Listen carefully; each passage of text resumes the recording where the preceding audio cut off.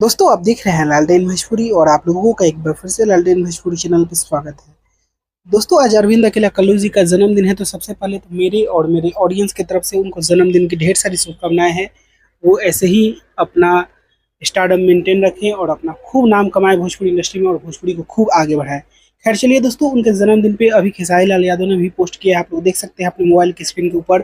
खेसारी लाल यादव ने एक तस्वीर शेयर करते हुए लिखा है कि अरविंद अरविंद अकेला कल्लू बाबा को मेरे परिवार की ओर से आपको जन्मदिन की ढेरों खुशियाँ, आप ऐसे ही खुश और मस्त रहें, महादेव की कृपा सदैव बनी रहे, हैप्पी बर्थडे टू यू और प्यार।